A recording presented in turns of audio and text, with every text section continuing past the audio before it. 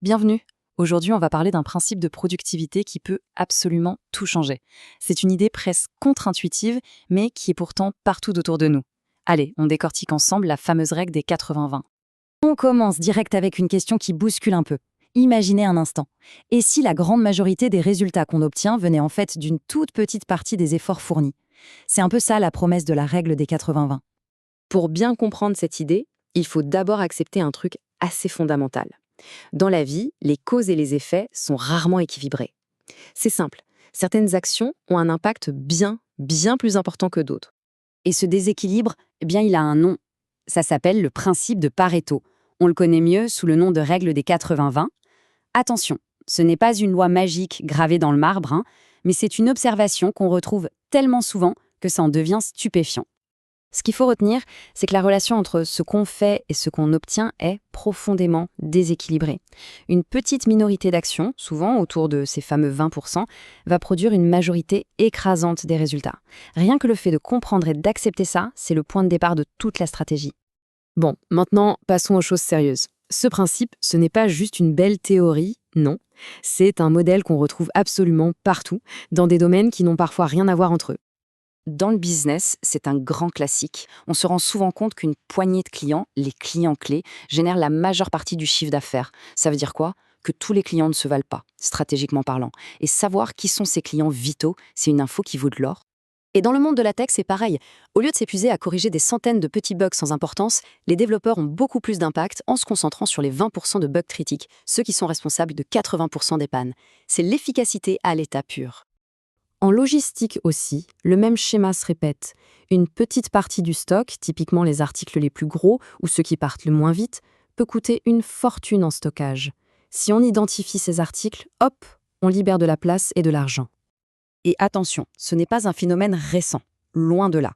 Prenez cette statistique de 1900. Déjà à l'époque, la répartition des richesses suivait cette même logique de concentration. C'est dire à quel point le principe est fondamental.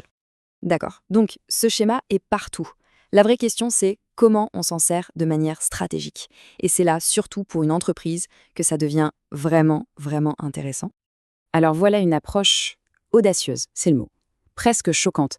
L'idée, c'est d'abord d'identifier ces 20% de clients en or.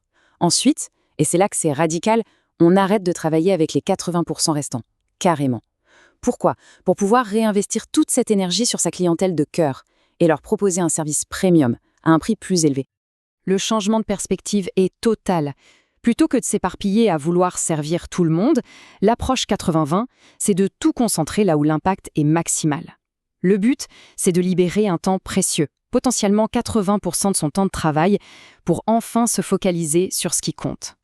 Et s'il y a bien une entreprise qui a tout compris à ça, c'est Apple. Il n'essaye pas de vendre des téléphones à tout le monde. Non, il se concentre sur un segment de marché bien précis, celui qui est prêt à payer le prix fort. Regardez l'évolution des prix. C'est flagrant. On est passé d'un iPhone 4 à environ 400 € à une projection pour l'iPhone 16 qui atteint les 1600 €. Ça correspond à une augmentation quasi constante d'environ 15% chaque année. Et le plus fou, c'est que ça marche. Non seulement les gens continuent d'acheter, mais l'attente, l'exclusivité, ça crée encore plus de désir. Apple ne vend pas juste un téléphone. Ils vendent un produit de luxe à une clientèle ciblée. C'est une stratégie 80-20 exécutée à la perfection. Mais attention, cette règle ne s'applique pas qu'aux clients ou aux chiffres d'affaires. C'est un outil incroyablement puissant pour résoudre n'importe quel type de problème. Allez, un dernier exemple très concret.